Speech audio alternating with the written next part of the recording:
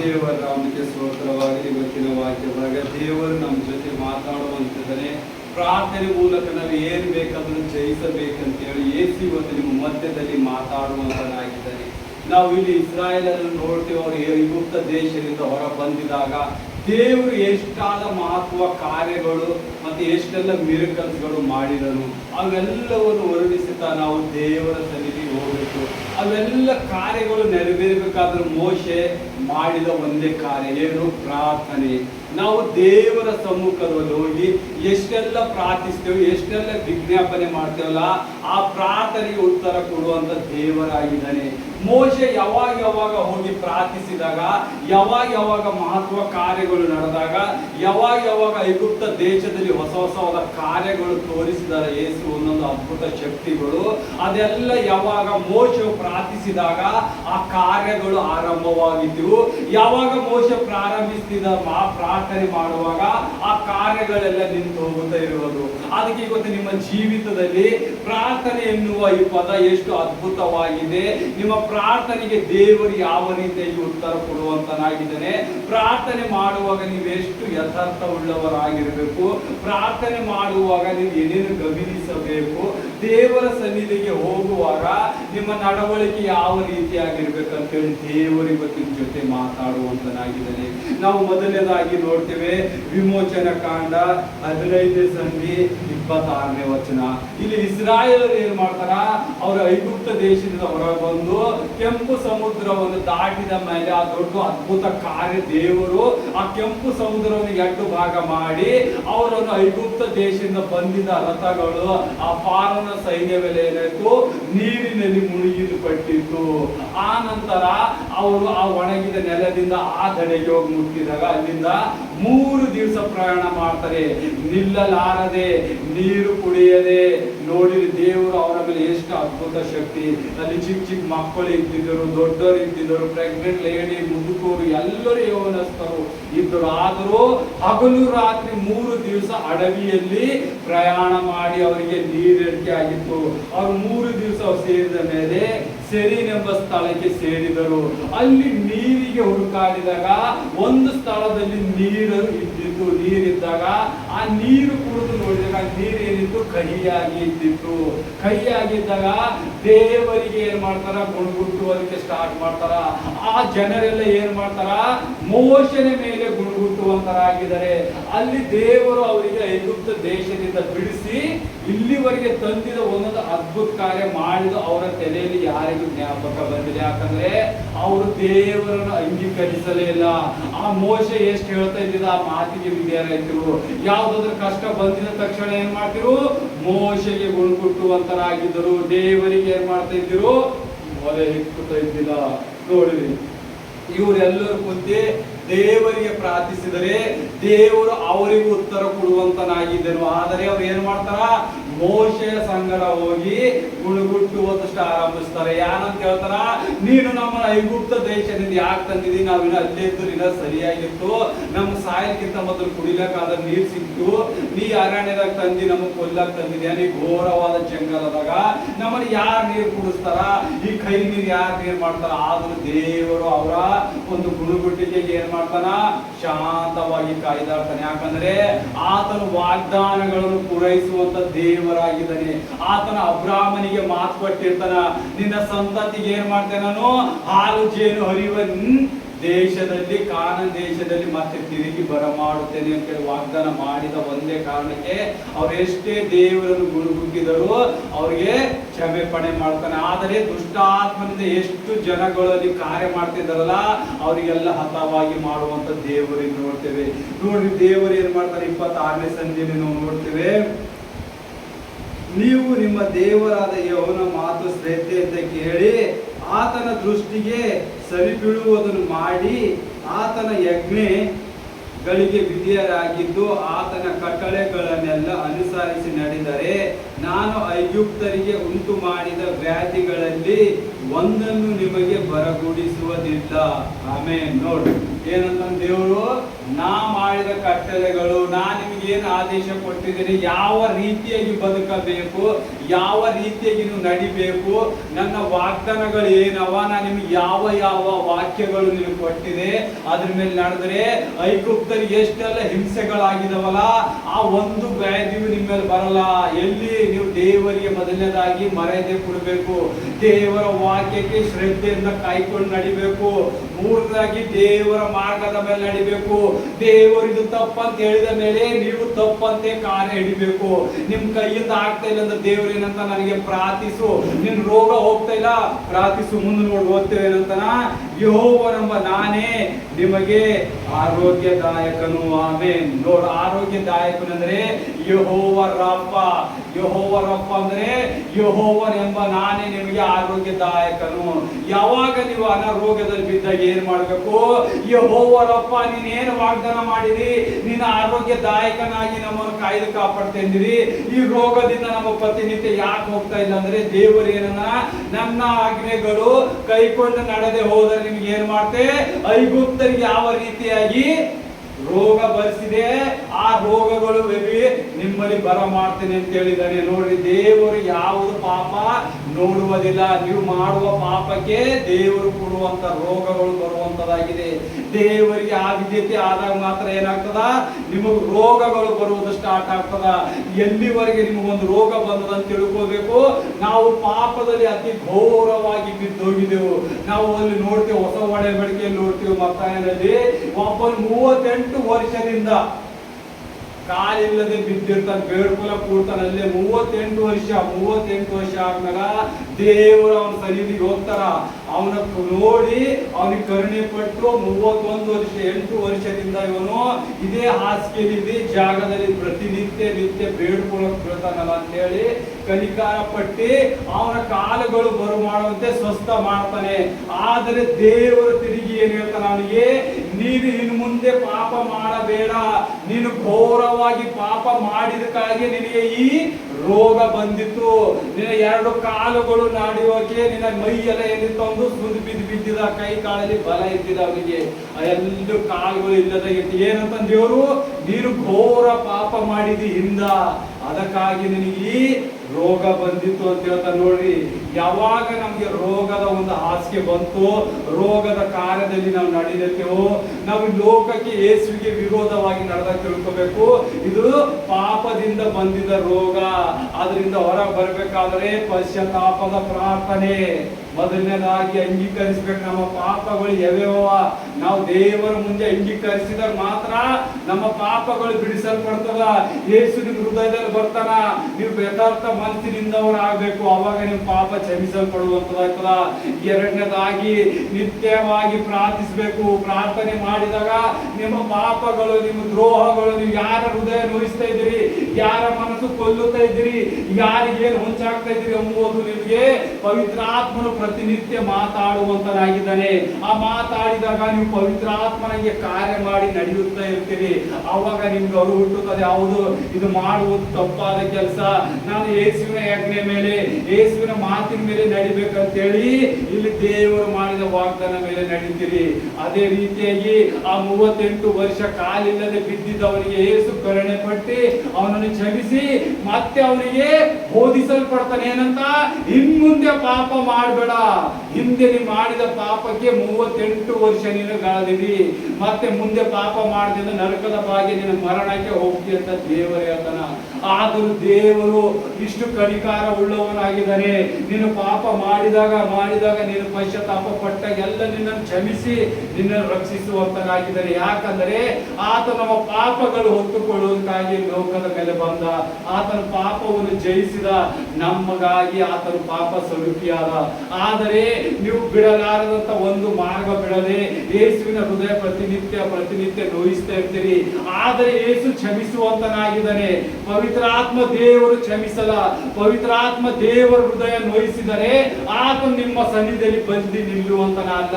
ಈ ಪವಿತ್ರಾತ್ಮ ದೇವರಂದ್ರೆ ಯಾರು? ಆತನು ಒಬ್ಬ ದೇವರಾಗಿದ್ದಾನೆ. ಆತ ನಿಮ್ಮ ರೋಗದಿಂದ, ನಿಮ್ಮ ಚಿಂತೆ, ದುಃಖ, ಭಾರ, ಸೈತಾನ್, ಶೋಧನೆಗಳು, ಮಾಟ ಮಂತ್ರ ಇದ್ರ ಎಲ್ಲದಿಂದ ಬಿಡಿಸುವಂತನು ಈ ಪವಿತ್ರಾತ್ಮ ದೇವರೇ. ಆ ಪವಿತ್ರಾತ್ಮ ದೇವರು ನಿಮ್ಮಲ್ಲಿ ವಾಸಿಸಲೆಂದರೆ ನಿಮಗೆ ಮರಣದ ಗತಿ ಒಂದೇ. ಯಾಕಂದ್ರೆ ದುರಾತ್ಮನು ನಿಮ್ಮ ಮೇಲೆ ಹಾವಿಯಾಗ್ತಾನ. ನಿಮ್ಮನ್ನು ಯಾರು ನೋಡ್ಕೊಳ್ಳುವರಿಲ್ಲ ಅಂದರೆ, ನಿಮಗೆ ಯಾರು ನೋಡುವರಿಲ್ಲ ಅಂದರೆ ದುರಾತ್ಮನು ನಿಮ್ಮನ್ನು ನೋಡುವಂತನಾಗಿದ್ದಾನೆ. ಆ ದುರಾತ್ಮನು ಏನ್ ಮಾಡ್ತಾನೆ, ನಿಮ್ಮ ದಿನನಿತ್ಯ ಕಷ್ಟದಲ್ಲಿ ಹಾಕಿ ಹಾಕಿ ರೋಗ ಸಮಸ್ಯೆ ಚಿಂತೆ ಸಾಲ ಎದುರಲ್ಲ ಹಾಕಿ ಹಾಕಿ ಹಾಕಿ ನಿಮ್ಮ ಆತ್ಮವನ್ನು ಕುಂದಿಸಿ ಏನ್ ಮಾಡ್ತಾನ, ಮರಣಕ್ಕೆ ಒಯ್ಯುವಂತನಾಗಿದ್ದಾನೆ. ಮರಣವೇ ಲಾಸ್ಟ್ ನಿಮ್ ಗತಿ. ಯಾವಾಗ ದೇವರ ನಿಂದ ನೀವು ಹೊರಗಡೆ ಹೋಗ್ತೀರಿ, ದೇವರು ನಿಮ್ಮನ್ನು ತಳ್ಳಲು ಪಡ್ತಾನಲ್ಲ, ಅವತ್ ಪವಿತ್ರಾತ್ಮ ದೇವರು ನಿಮ್ಮ ಮುಂದೆ ಏನು ಕಾರ್ಯ ಮಾಡಲ್ಲ. ಯೇಸು ಏನು ಮಾಡಕ್ ಬರಲ್ಲ. ದೇವರು ಹೋಗುವಾಗ ಏನಂದನ, ನಾನು ನಿಮಗಾಗಿ ಸಹಾಯಕನ ಕಳಿಸ್ತೇನೆ. ಆ ಸಹಾಯಕನೇ ಪವಿತ್ರಾತ್ಮ ದೇವರು. ಆ ಪವಿತ್ರಾತ್ಮ ದೇವರೇ ಯೇಸು ಕ್ರಿಸ್ತನಾಗಿ ಇಳಿದು ಬಂದಿದ್ದಾನೆ. ಯಾವಾಗ ನೀವು ಪವಿತ್ರಾತ್ಮನ ಮನಸ್ಸು ಒಯ್ದಾಗ ಇದೆಲ್ಲ ಕಾರ್ಯಗಳು ನಡೆಯುವಂತದಾಗಿದೆ. ಅದಕ್ಕೆ ನೀವು ಪ್ರಾರ್ಥನೆಯಲ್ಲಿ ಹೆಚ್ಚಾಗಿ ನಡಿಬೇಕು. ಪ್ರಾರ್ಥನೆ ಹೆಚ್ಚಾಗಿ ನಡಿಬೇಕು. ನಾವು ನೋಡ್ತೀವಿ ಮತ್ತಾಯನ ಬರೆದ ಸುವಾರ್ತೆ 9ನೇ ಸಂಖ್ಯೆ 35ನೇ ವಚನದಲ್ಲಿ ನೋಡ್ರಿ, ದೇವರು ಯೇಸು ಕ್ರಿಸ್ತ ಏನ್ ಕಾರ್ಯ ಮಾಡ್ದ, ಯಾವ ರೀತಿಯಾಗಿ ಸೇವೆ ಸಲ್ಲಿಸಿದ ನಮ್ಮ ಮಧ್ಯದಲ್ಲಿ ಕುಂತಿ.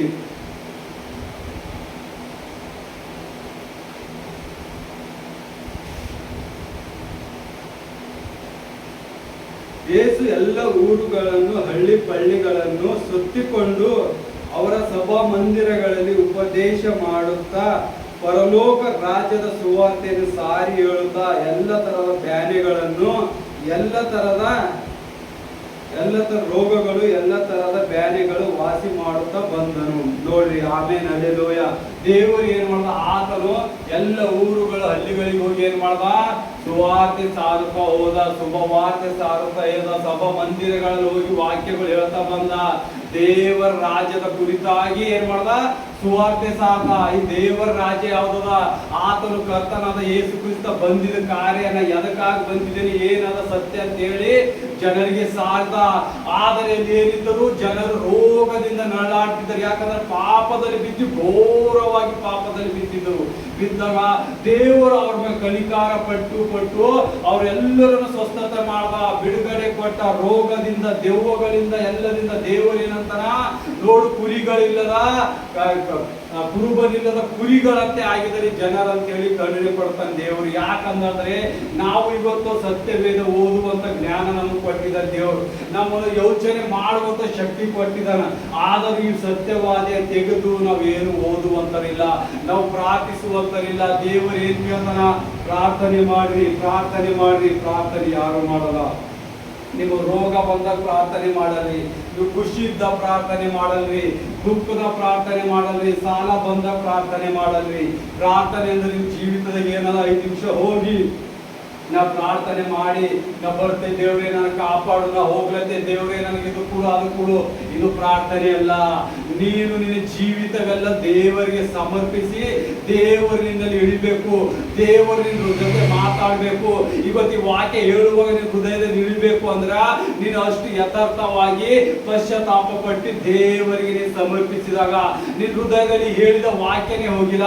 ಪ್ರಾರ್ಥನೆ ಯಾವ ರೀತಿಯಾಗಿ ಮನವಿ ಕೊಡ್ತದ, ಪ್ರಾರ್ಥನೆ ಮೂಲಕ ಎಲ್ಲಿ ಹತ್ತದ ಅಂತ ಹೇಳಿ ಹೃದಯದಲ್ಲಿ ಆವರಿಸಿದಾಗಲೇ ನೀನು ಪಶ್ಚಾತ್ತಾಪ ಪಡುವಂತನಾಗಿದ್ದೀ. ಆ ಪಶ್ಚಾತ್ತಾಪ ಪಟ್ಟಾಗ ನೀವು ಪ್ರಾರ್ಥನೆ ಕೇಳುವಂತರಾಗಿದ್ದೀರಿ. ದೇವರು ಇಲ್ಲಿ ಕಾರ್ಯ ಮಾಡಿದಾಗ ಏನ್ ಮಾಡ್ತಾನ, ತನ್ನ 12 ಮಂದಿ ಶಿಷ್ಯರನ್ನು ಕರೆಸಿ ಅವರನ್ನು ಎಲ್ಲದರ ಮೇಲಿಂದ ಅಧಿಕಾರವನ್ನು ಕೊಡ್ತಾನೆ. ಅಂದ್ರೆ ಎಲ್ಲ ವರಗಳ ಸಾಮರ್ಥ್ಯ ಕೊಡ್ತಾನೆ ದೇವರು. ಅವತ್ತು ಪವಿತ್ರಾತ್ಮ ಭರಿತನಾಗಿದ್ದ, ಇವಾಗ ಪವಿತ್ರಾತ್ಮ ಭರಿತನಾಗಿದ್ದಾನೆ. ಪರಲೋಕಕ್ಕೆ ಏರಿ ಹೋಗುವಾಗ ಪವಿತ್ರಾತ್ಮ ಭರಿತನಾಗೇ ಇದ್ದಿದ್ದ. ಆ 12 ಮಂದಿಯನ್ನು ಶಿಷ್ಯರಿಗೆ ಕರೆದಿ ದೆವ್ವಗಳು ಬಿಡಿಸುವುದು, ರೋಗಗಳು ಬಿಡಿಸುವುದು, ನನ್ನ ರೋಗಗಳು ವಾಸಿ ಮಾಡುವಂತ ಸಾಮರ್ಥ್ಯ ಕೊಟ್ಟಿ ಅವರಿಬ್ಬರು ಜೋಡಿ ಮಾಡಿ ಒಂದೊಂದು ಊರಿಗೆ ಕಳಿಸಲ್ಪಡ್ತಾನ. ಅವರು ಹೋಗಿ ಎಲ್ಲ ಊರುಗಳಿಗೆ ಹೋಗಿ ಏನ್ ಮಾಡ್ತಾರ, ದೆವ್ವಗಳು ಬಿಡಿಸ್ತಾರ, ರೋಗಗಳು ವಾಸಿ ಮಾಡ್ತಾನ. ಆ ಶಿಷ್ಯರು ಏನಾಗ್ತಾರ, ಹಂಗ ಖುಷಿಯಿಂದ ಬರ್ತಾರ. ಬಂದಿ ಕರ್ತಾನೆ, ನೀವು ಹೇಳಿದಾಗ ನಾವು ದೆವ್ವಗಳು ಬಿಡಿಸಿದೆವು, ದೆವ್ವಗಳು ನಮಗೆ ಅಧೀನರಾಗಿದ್ದವು, ರೋಗಗಳು ವಾಸಿ ಮಾಡಿದೆವು, ನನ್ನ ರೋಗಗಳು ಬಿಟ್ಟು ಹೋಗಿದ್ದವು, ಮನುಷ್ಯರ ಮೇಲೆ ಮಹತ್ವ ಕಾರ್ಯಗಳೆಲ್ಲ ಮಾಡಿದೆವು ಅಂದಾಗ ದೇವರಿಗೆ ಬಹಳ ಖುಷಿಯಾಗಿ ಮಾರ್ಪಡಿಸ್ತಾರ. ದೇವರ ಸಾಮರ್ಥ್ಯ ಬಂದಾಗ ಇದೆಲ್ಲ ಕಾರ್ಯ ನಡೀತದ. ನಿಮಗೂ ಕರೆಯುತ್ತಿದ್ದಾನೆ ದೇವ್ರ ಅಂತಾನ, ಬೆಳೆ ಜಾಸ್ತಿ ಇದೆ, ಆಳುಗಳು ಕಡಿಮೆ ಅವ. ಈ ಚರ್ಚಲ್ಲಿ ಇಷ್ಟೆಲ್ಲ ಚೇರ್ಗಳು ಹಾಕಿದ್ರೆ ಯಾರು ಕೂತಿಲ್ಲ. ಯಾಕಂದ್ರೆ ಯಾರಿಗೂ ಹಾಳಾಗಿ ಬರುವುದು ಇಷ್ಟ ಇಲ್ಲ, ಬಲೆ ಕಟ್ಟುವುದಕ್ಕೆ ಯಾರಿಗೂ ಸಾಧ್ಯನೇ ಇಲ್ಲ. ಎಲ್ಲರೂ ತನ್ನದಾದ ಕಾರ್ಯಗಳಲ್ಲಿ ವ್ಯಸ್ತರಾಗಿದ್ದಾರೆ. ಅದಕ್ಕೆ ದೇವರು ಹೇಳ್ತಾನ, ಹೊಲದಲ್ಲಿ ಬೆಳೆ ಜಾಸ್ತಿ ಆಗಿದೆ, ಆಳುಗಳೇ ಇಲ್ಲ. ನೋಡಿ ಎಲ್ಲೋದ್ರು ಖಾಲಿ ಚರ್ಚ್ಗಳು, 1 ತಾಸು ಅರ್ಧ ತಾಸು ಕೂಡುವುದು ಮಾತ್ರ ಅವ್ರಿಗೆ ಜಾಸ್ತಿ ವಜ್ಜೆ ಆಗ್ತದೆ. ಯಾಕ? ದೇವರ ವಾಕ್ಯ ಕೇಳುವುದೇ ಅವ್ರಿಗೆ ಆಗಲ್ಲ. ಇನ್ನು ಅವ್ರ ಸ್ವಸ್ಥತೆ ಬಿಡುಗಡೆ ಹೊಂದುವುದಲ್ಲಿ, ದೇವರಿಗೆ ಪ್ರಾರ್ಥನೆ ಮಾಡೋದಲ್ಲಿ ನಾವು ಯಾಕೋಬನ ಸುವಾರ್ತೆ ನೋಡ್ತೇವೆ. ಯಾಕೋಬನು ಹೇಳ್ತಾನ, ನೀನು ಎಣ್ಣೆಯಿಂದ ಏನಾಗ್ತಾನೆ, ರೋಗದಲ್ಲಿದ್ದ ಏನ್ ಮಾಡು, ಎಣ್ಣೆ ಮೂಲಕ ನೀನು ಸ್ವಸ್ಥತೆ ಆಗುತ್ತೆ ಅಂತ ಹೇಳಿ ಬರೀತಾನ. ಓದಲ್ಪಡ್ರಿ ಗೊತ್ತಂತ ಬಾಲ್ಯದ ಯಾಕೋಬನು ಬರೆದ ಪತ್ರಿಕೆ 5ನೇ ಸಂಧಿ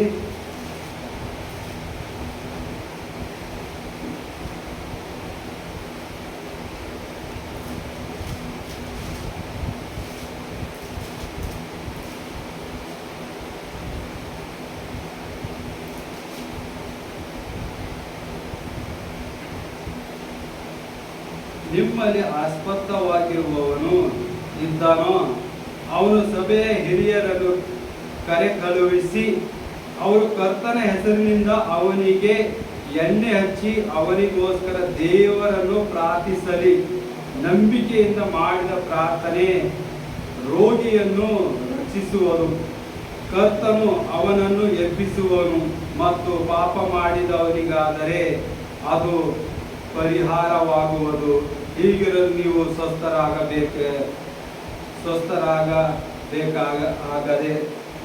ನೋಡಿ, ದೇವರು ಯಾಕೋಬ ಏನ್ ಬರ್ತಾನ, ನೀವು ರೋಗದ ಬಿದ್ದಾಗ ನಿಮ್ಗಿಂತ ಹಿರಿಯರಂದ್ರೆ ನಿಮ್ಗಿಂತ ಮೊದಲಾಗಿ ಯಾರು ಸೇವೆಯಲ್ಲಿ ಕಾರ್ಯ ಮಾಡುತ್ತಿದ್ದ ಪಾಸ್ಟರ್ಗಳಾಗಿರ್ಬೋದು, ಅವ್ರ ಮಧ್ಯದಲ್ಲಿ ಹೋಗಿ ನಂಬಿಕೆಯಿಂದ ದೇವರ ಎಣ್ಣೆ ತಗೊಂಡು ನೀವು ಪ್ರಾರ್ಥಿಸಿ ಆ ಯಾರಿಗೆ ರೋಗದವನಿಗೆ ಹಚ್ಚಿದಾಗ ಅವನು ಸ್ವಸ್ಥನಾಗುತ್ತಾನೆ ಅಂತ ದೇವರು ಬರೆಯಲ್ಪಟ್ಟಿದ. ಇಲ್ಲಿ ಎಣ್ಣೆ ಮಹತ್ವ ಇಲ್ಲ, ಇಲ್ಲಿ ಪ್ರಾರ್ಥನೆ. ಆ ದೇವರ ಒಂದು ಬಲವಾದ ಶ್ರಮೆಯನ್ನು ನೀವು ನೋಡಬೇಕು. ಎಣ್ಣೆ ಆಗಿ ಇರ್ತದ, ಆದ್ರ ದೇವರ ಅಭಿಷೇಕ ಇದರಲ್ಲಿ ಇಳಿಯಲ್ಪಡ್ತದ. ಆ ಅಭಿಷೇಕ ನಂಬಲ್ಬೇಕು.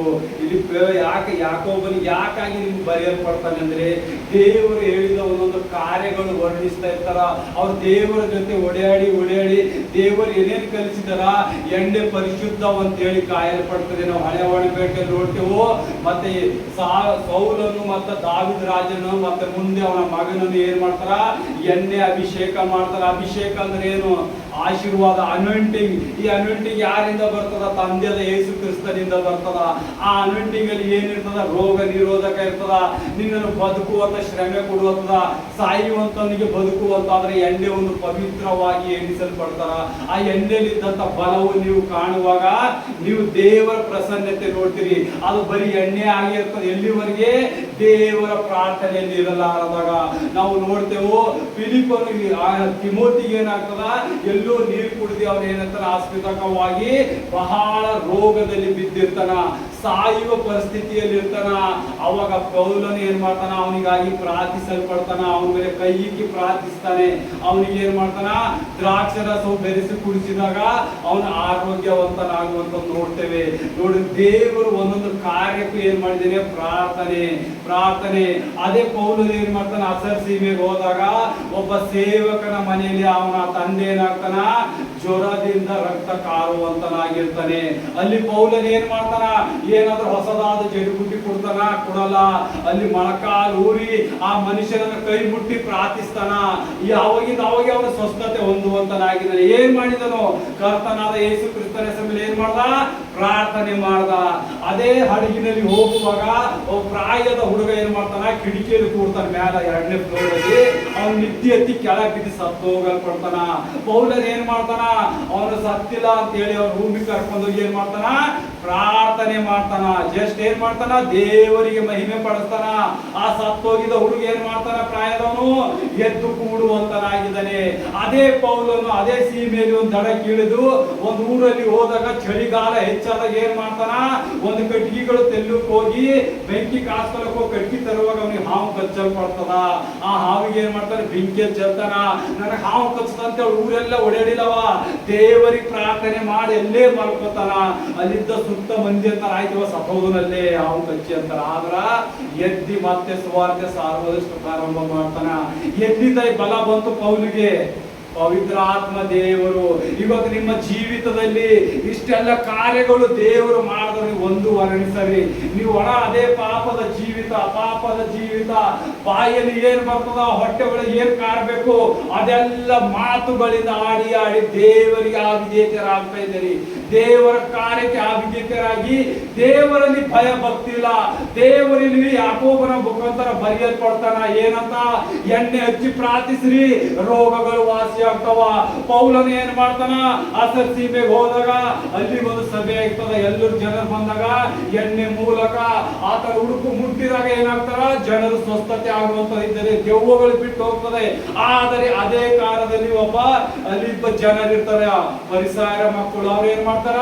ಹಣಕ್ಕಾಗಿದೆ, ಹಣ ಸಂಪಾದಿಸ್ಬೇಕಂತ ಏನ್ ಮಾಡ್ತಾರ? ಎಣ್ಣೆ ತಕೊಂಡು ಜನರಿಗೆ ಸ್ವಸ್ಥ ಮಾಡ್ತೆ ಅಂತೇಳಿ ಎಣ್ಣೆ ಹಚ್ಚಿ ಸ್ವಸ್ಥ ಮಾಡ್ತಾರ. ಆದ್ರೆ ನಿಜವಾದ ಅಲ್ಲಿ ದೆವ್ವಿನ ಕಾರ್ಯಗಳು ನಡೀತದ. ಆ ಸೈತಾನನು ಹೇಳ್ತದ, ನಾನು ಪೌಲನನ್ನು ಬಲ್ಲೆನು, ಯೇಸು ಕ್ರಿಸ್ತನನ್ನು ನಾನು ಮುನ್ನಡೆತೆ. ಈ ಇಬ್ಬರು ಯಾರ ವ್ಯಕ್ತಿ, ಇವ್ರು ಯಾರ ಹೆಸರ ಮೇಲೆ ಬಿಡಿಸ್ಕೊತಾರ ಅಂತ ಹೇಳಿ ಏನ್ ಮಾಡ್ತದ? ಅವರಿಬ್ಬರನ್ನು ಹೊಡೆದಿ ಬಲಾತ್ಕಾರ ಮಾಡ್ತಾರೆ. ಯಾಕಂದ್ರೆ ಸೈತಾನನಿಗೆ ಗೊತ್ತದ ಯಾರು ಎಷ್ಟಾಗಿ ಪ್ರಾರ್ಥನೆ ಮಾಡ್ತೀರಿ, ಯಾರು ಎಷ್ಟಾಗಿ ದೇವರಲ್ಲಿದ್ದೀರಿ. ದುರಾತ್ಮನಿಗೆ ಎಲ್ಲ ತಿಳಿಯುವಂತದಾಗಿದೆ. ಆ ಇಬ್ಬರ ವ್ಯಕ್ತಿಗಳಿಗೆ ಹೊಡೆದಿದ್ದ ದುಷ್ಟಾತ್ಮವು ಇವತ್ತು ನಿಮ್ಮಲ್ಲೂ ಕಾರ್ಯ ಮಾಡ್ತದ. ನೀವು ಎಲ್ಲಿ ವೀಕ್ನೆಸ್ ಇದ್ದೀರಿ, ಎಲ್ಲಿ ದೇವರಿಗೆ ಆವಿಧೇಯತೆ ಮಾಡ್ತೀರಿ, ಆ ದುಷ್ಟಾತ್ಮನಿಗೆ ಎಲ್ಲ ಗೊತ್ತದ. ಅವರಿಬ್ಬರು ಸುಮ್ಮನಾಗಿ ಎಣ್ಣೆ ಹಚ್ಚುತ್ತಾ ಮಂದಿಯಲ್ಲಿ ಏನ್ ಮಾಡ್ತಿದ್ರು? ಹಣ ಸಂಪಾದಿಸುವ ಒಂದು ವ್ಯಾಪಾರ ಸ್ಟಾರ್ಟ್ ಮಾಡಿದ್ರು. ಆ ವ್ಯಾಪಾರಕ್ಕೆ ಏನಾಯ್ತು? ಆ ದುರಾತ್ಮನೆ ನಿಲ್ಲಿಸಿದೆ. ಯಾಕಂದ್ರ ಇವನೇ ಒಬ್ಬ ದುಷ್ಟಾತ್ಮನಾಗಿ ದೆವ್ವಿಗೆ ದೇವು ಯಾವ ರೀತಿಯಾಗಿ ಓಡಿಸ್ತಾನ. ಈ ಮಾತಿನಲ್ಲಿ ಬರ್ತದ, ಪರಿಸಾಯರಂತನ ಇವ ಜಿಬದೇಲನ ಸೇವಕನ ಅವನ ಮೂಲಕ ಇವ್ ದೇವ್ ಬಿಡಿಸ್ತಾನಂದ್ರ ದೇವ್ರಂತನ ದೆವ್ವಿಗೆ ದೇವ್ ಎಲ್ಲಾದ್ರೂ ಬಿಡಿಸ್ತದ ತೋರಿಸುವಂತನ. ಇವಾಗ ಅಲ್ಲಿ ಸಾಬೀತಾಯ್ತು ದೇವರಲ್ಲಿ ಹೇಳಿದ ಮಾತು. ಆ ದುಷ್ಟಾತ್ಮಗಳು ಏನ್ ಮಾಡ್ತಾವ? ಆ ದುಷ್ಟಾತ್ಮನ ಸುಳ್ಳು ಸುಳ್ಳು ಹೇಳೋನಿಗೆ ಮೈ ಎಲ್ಲ ಹುಡಿತದ ಸೈತಾನನು. ದೇವರ ರಾಜ್ಯದಲ್ಲಿ ಬಲವಿದೆ. ಅದಕ್ಕೆ ಪ್ರಾರ್ಥನೆಯಲ್ಲಿ ನಿರಂತರವಾಗಿರ್ಬೇಕು. ನೋಡ್, ಒಬ್ಬ ದೇವ ಸೇವಕ ತಿಮೋತಿ ಪೌಲನ ಜೊತೆ ಇರುವಂತವನು ರೋಗದಲ್ಲಿ ಬಿದ್ದು ಸಾಯುವ ಪರಿಸ್ಥಿತಿಯಲ್ಲಿ ಇದ್ದಾಗ ಏನ್ ಮಾಡ್ತಾನ? ಪೌಲನ ಪ್ರಾರ್ಥಿಸುತ್ತಾನ. ಆ ತಿಮೋತಿ ಸ್ವಸ್ಥನ ಆಗಲ್ಪಡುತ್ತಾನೆ. ಅದೇ ರೀತಿಯಾಗಿ ನಾವು ಎಷ್ಟೆಲ್ಲ ಕಾರ್ಯಗಳು ನೋಡ್ತೇವೆ. ಪೇತ್ರನ್ನು ನೋಡ್ತೇವೆ.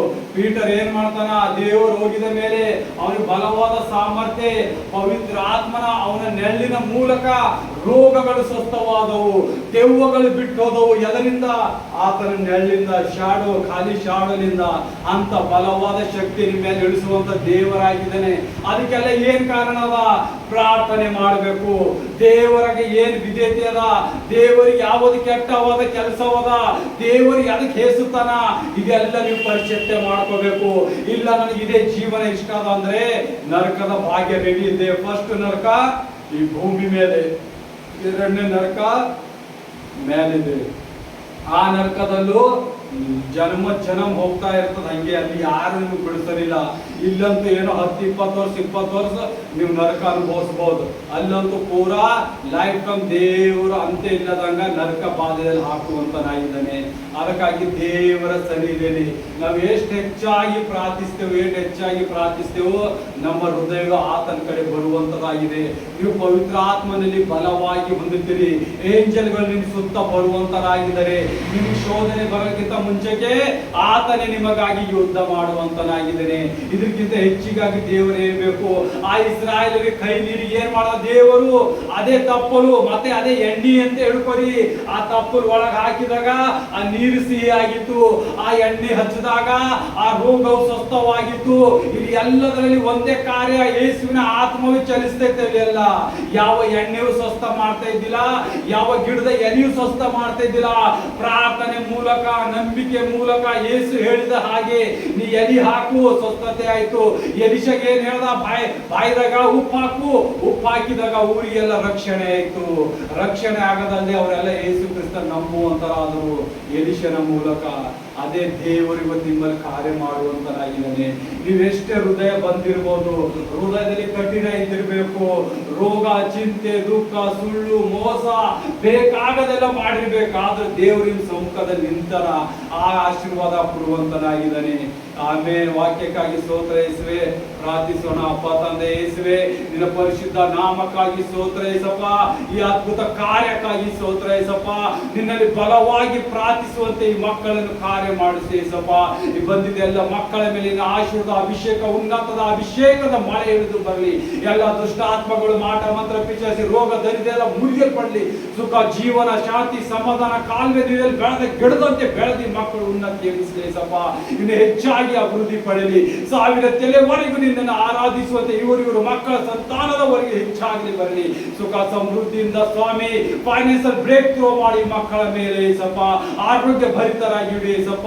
ದುರಾತ್ಮನ ಒಂದೊಂದು ಕಾರ್ಯಗಳು ಆಲೋಚನೆಯಲ್ಲಿ, ಥಿಂಕಿಂಗ್ ಅಲ್ಲಿ ಮಾಡುವ ಕಾರ್ಯದಲ್ಲಿ ಮುರಿದು ಪಡೆಯಲಿ. ನಿನ್ನ ಆಲೋಚನೆ, ನಿನ್ನ ಜ್ಞಾನ, ನಿನ್ನ ವಿವೇಕದಿಂದ ಮಕ್ಕಳನ್ನು ತುಂಬಿ ಅಭಿವೃದ್ಧಿಪಡಿಸಿ ಯೇಸಪ್ಪ. ಇದು ಬಂದಿದೆ ಎಲ್ಲ ಮಕ್ಕಳ ಮೇಲಿನ ಅಭಿವೃದ್ಧಿ, ಅಭಿಷೇಕದ ಮಳೆ ಸುರಿಸಿದ್ದಕ್ಕಾಗಿ ಸ್ತೋತ್ರ. ಈ ಮಕ್ಕಳ ಮೇಲೆ 120 ವರ್ಷ ಆಯುಷ್ ಕೊಡು, ಸುಖ ಸಮೃದ್ಧಿ ಶಾಂತಿಯಿಂದ ಅಭಿಷೇಕಿಸು. ಈ ಸಭೆಯಲ್ಲಿ ಬಂದ ಎಲ್ಲ ಮಕ್ಕಳಿಗೆ ಹೆಚ್ಚಾಗಿ ಉಪಯುಕ್ತಿ ಪಡಿಸಪ್ಪ. ಎಲ್ಲ ನಿನ್ನ ಮಕ್ಕಳಿನ ಕೈಗೊಪ್ಪಿಸ್ತೇನೆ, ಜೀವನ ತಂದೆ ಯೇಸುವೆ. ಆಮೇನ್, ಆಮೇನ್. ನನ್ನ ಮನವೇ ಯೆಹೋವನನ್ನು ಕೊಂಡಾಡು, ನನ್ನ ಸರ್ವೇಂದ್ರಿಗಳ ಆತನ ಪವಿತ್ರ ನಾಮವನ್ನು ಕೀರ್ತಿಸಿರಿ. ನನ್ನ ಮನವೇ ಯೆಹೋವನನ್ನು ಕೊಂಡಾಡು, ಆತನು ಮಾಡಿದ ಉಪಕಾರಗಳಲ್ಲಿ ಒಂದೂ ಮರೆಯಬೇಡ. Amen, amen. Praise the lord.